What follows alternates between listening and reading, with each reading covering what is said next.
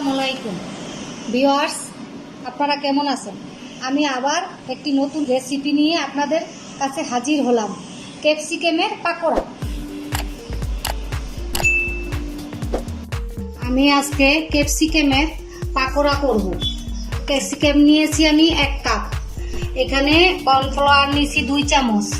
এখানে 1 কাপ পরিমাণ পেঁয়াজ নিয়েছি, 5-6টা কাঁচামরিচ নিয়েছি। যদি আপনারা ঝাল খান তাহলে আরও নিতে পারেন, যে যতটুকু ঝাল খান তার পরিমাণ অনুযায়ী।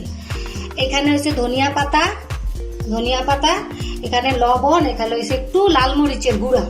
আর এইটা আমি বেসন ব্যবহার করি নাই, খেসারির ডাল, যে পেঁয়াজুটা বানায় খেসারির ডাল মিহিন করে ব্লেন্ডার করে নিয়েছি। আর এটা সাদা তেল, আর এটা হচ্ছে সয়া সস। আমি একে একে সব এই ডালের ভিতরে ঢেলে দিচ্ছি।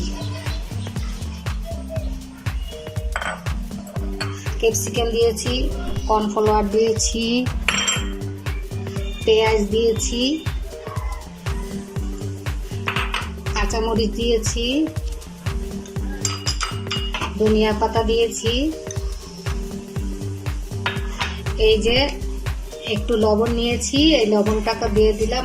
লাল গুঁড়া মরিচ এটা দিয়েছি।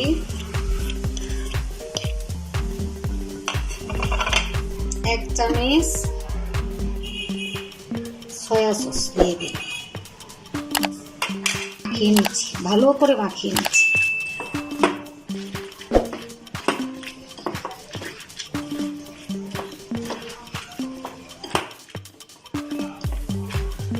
চুলা থেকে দিয়ে দিলাম, এবং সাদা তেল ব্যবহার করবো আমি।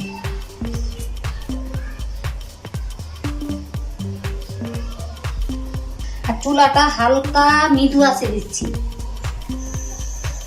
অনেক আগুনে দিলে পুড়ে যেতে পারে। হালকা মৃদু আঁচে দিলে আস্তে আস্তে পাকোড়াটা মুচমুচে হতে থাকবে।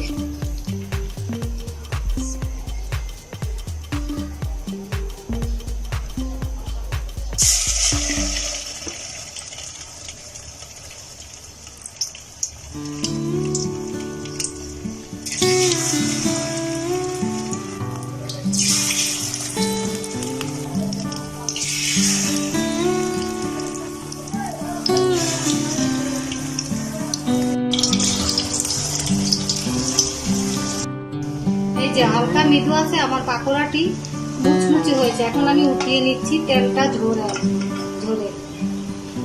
যে প্লেটে নিব ওই প্লেটে টিস্যু দিয়ে নিয়েছি, তেলটা খেয়ে ফেলব।